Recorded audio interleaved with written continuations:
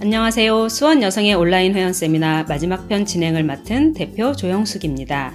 앞선 편에서 21대 국회에 바란다 지속 가능한 성평등 사회를 위한 총선 젠더 정책 100대 과제 중 수원 여성의 간부 수련회에서 선정한 핵심 과제와 우선 과제를 살펴보았습니다. 총선 기간 동안 이슈화하고 이후 21대 국회에서는 꼭 성평등한 사회를 위해 제대로 입법될 수 있도록 지켜봐야겠습니다.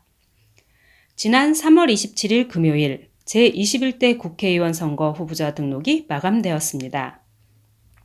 전체 지역구 후보자 총 1118명 중 여성 후보자는 213명, 남성 후보자는 905명으로 여성 후보자 비율은 19.05%에 불과합니다.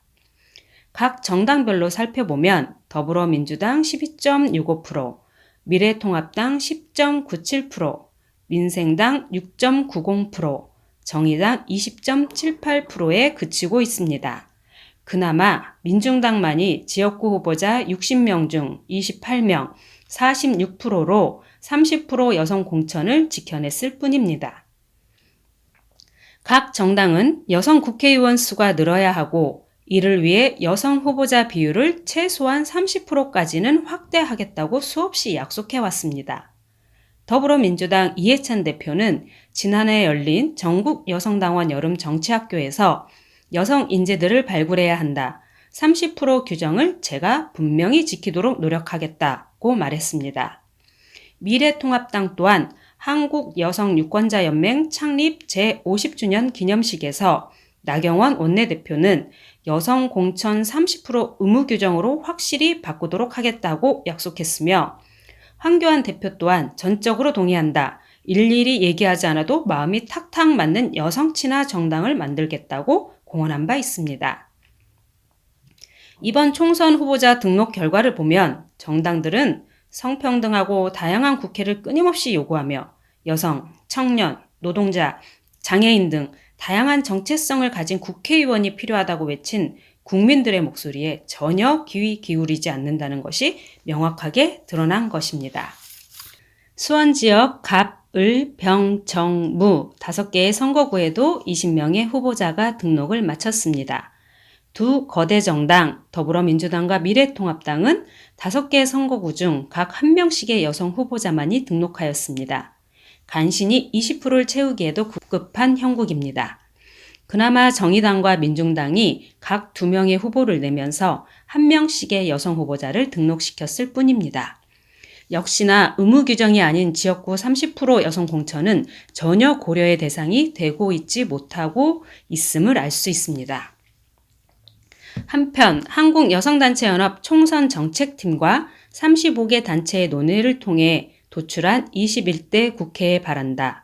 지속 가능한 성평등 사회를 위한 총선 젠더 정책 100대 과제 중 한국여연에서 선정한 주요 젠더 정책 과제 16개에 대한 질의서를 지난 3월 3일 제 정당에 발송하고 3월 9일 답변서를 취합했습니다.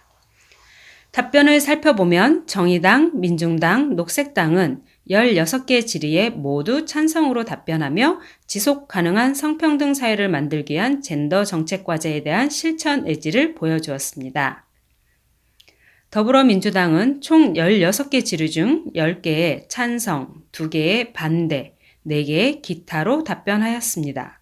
포괄적 차별금지법 제정에 대해 찬성 의견을 밝혀 2016년 답변보다는 진전된 응답을 보여줬으나 남성 독점 정치구조 개편, 동수국회 구성을 위한 관련법 재개정, 성별 임금격차 해소를 위한 기본법제 제정, 양육비 채권의 특수성을 고려한 법률의 개정과 이행지원 대책 마련을 위한 양육비 선지급법 제정, 여성장애인의 상황과 욕구에 맞는 종합적 정책 마련을 위한 여성장애인 기본법 제정, 다양한 사이버 성폭력 피해를 포괄하고 변형 위장 카메라를 전면 금지하고 온라인 플랫폼 사업자 처벌을 위해 성폭력 처벌법 개정, 정부 재정사업의 성평등 효과성을 증진하고 성과를 체계적으로 관리하기 위해 성인지 예산 성과 증진법을 제정 등의 과제에 대해 점진적 개선 노력, 신중한 검토 필요 등의 입장을 보여 젠더 정책 실현에 대한 의지가 미흡함을 보여주고 있습니다. 미래통합당은 질의서에 대해 의견에 대체로 찬성하지만 예, 아니요 두 가지 획일적 답변으로 결정하기에는 신중해야 하며 사회적 합의와 토론을 거쳐야 하는 부분에 대해서는 정확한 답변이 어렵다며 구체적인 젠더 정책에 대한 입장을 밝히지 않고 전형적인 미루기식의 답변에 그치고 있습니다. 심지어 민생당, 우리공화당은 질의서에 대해 답변서를 제출하지도 않았습니다.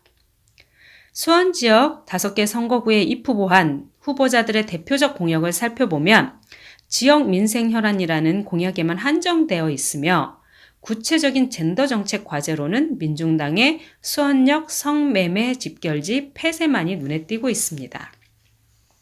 수원 여성에는 수원 여성단체 네트워크와 함께 회원 세미나에서 살펴본 지속가능한 성평등 사회를 위한 젠더 정책 과제를 정책 요구서로 작성해 수원 지역 재정당 후보자들에게 발송하려 합니다. 미처 공약에 젠더 정책 과제를 포함시키지 못하였거나 안 하였다고 하더라도 이제라도 우리의 요구에 귀 기울여 무엇을 놓치고 있는지 알게 하려 합니다. 수원 여성의 온라인 회원 세미나의 내용을 주변에 적극 공유해 주십시오. 성평등한 사회를 위해 여성도 동등한 시민으로 존재하기 위한 세상을 위해 더욱 소리 높여 우리의 요구를 외칩시다. 성평등이 민주주의의 완성이다. 페미니스트 정치 바로 지금!